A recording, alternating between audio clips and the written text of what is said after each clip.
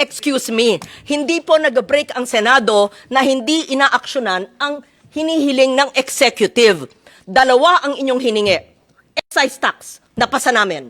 At sabihin nyo on the record, kailan nyo mai-implement yan at ang gulo ninyo. Sinabi nyo, excise tax, kailangan urgent. Nung napasa namin, sinabi, we will see. Yan, galing sa inyo yan ha, kung gagamitin.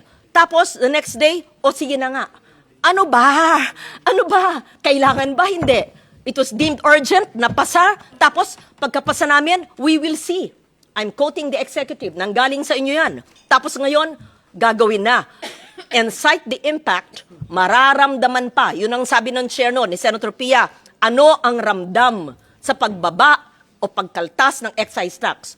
Yung biofuel, maraming concerns sa mga coconut and sugar farmers. Pero itong sinabi niyong low-hanging fruit, congressional approval. Tapos nagsabi po kayo, sir, with all due respect kasi po nag-break, hindi po magandang pakinggan yan. Hindi po mag-break ang Senado kung sinabi niyong kailangan ng congressional approval ang paggamit ng PNOC ng kanilang pondo. Pakilagay po sa record after your presentation and we give a chance to the others, Mr. Chair. Because it's important na hindi tinuturo sa atin na nag-break tayo kaya ang PNOC hindi makagamit ng kanyang pera. That's unfair. Ang sekretary nga ninyo wala dito Kung anong pamumulitik ang ginagawa na naman ng sekretary nyo. Break tayo session pero tuloy-tuloy pa ho yung aming hearing. Yes, of course. At kung kailangan po mag-convene, ready naman po magkaroon ng special session at any time. No? It's important. When did you give the letter? Kasi, alam nyo, hindi pwedeng tinuturo-turo nyo kami. Hindi nyo pwedeng sinasabi, makinig kayo. Huwag kayo nagpapalusot dito Sinasabi nyo, yung letter na sa inyo Tapos nag-break kayo. Double jeopardy, hindi pwede yun. Sorry, hindi po kami papayag nun. Kung alam po namin hindi kami mag-break, tama po ang chair. Tinan mo nga, mag-break. Gusto nyo Holy Week, magtrabaho tayo dito Darating natin ang secretary. Burn the midnight candle. Walang labasan sa kwarto hanggang hindi nakita ang pagtulong sa itang tao. Pero wag niyong sasabihin na nag-break kami, kaya hindi napasa yung hiniling ng DOE na congressional approval. Hindi po, sir. Hindi inyo kasalanan yon kasi wala ang inyong sekretarya.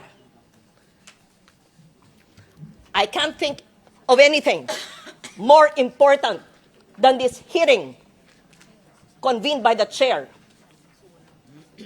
And if the other cabinet members are here, why could the most important department not be present?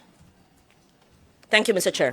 Thank you. And may I reiterate, Secretary Yusek Fentabella, na kung pwede namang ipagpaliban muna ni Secretary Garin yung kanyang mga meetings, tingin ko hanggang mamaya pa tayo dito. After her Malacanang meeting, mas magandang pumunta ho siya dito. No? Pakisabi na lang ho sa kanya. Pinadala niya sa akin yung mga schedule niya. Tingin ko naman mas mahalagang makausap niya ngayon ang taong bayan para marinig sa kanya mismo kung ano yung kanyang mga plano kung sakaling mawala talaga tayo ng langis. No? So, okay. Go ahead. Can you... Okay.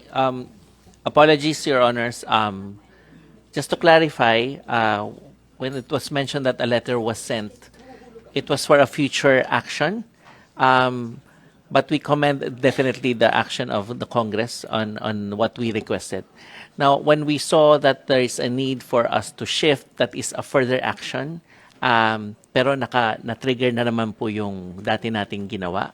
And secondly, on this one, may nakita lang po kami another improvement. That's why we immediately sent the letter. But that was just yesterday po. So it's definitely unfair for the Senate to be on the record na naka-break. Pero apologies, but we certainly just want to place it on record that we are doing all these and immediately forwarding our observations to the Senate or to the House.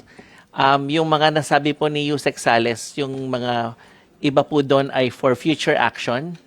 The trigger, even though we needed to shift, na-trigger na rin po naman siya. So, ang sinasabi lang po natin, paano po ba tayo may improve moving forward? And also for the PNOC, there are funds available. But how do we improve further? Yun po, that's why we sent that letter yesterday. Just set the record straight po. And definitely, the Secretary will be informed po of the Chair's message.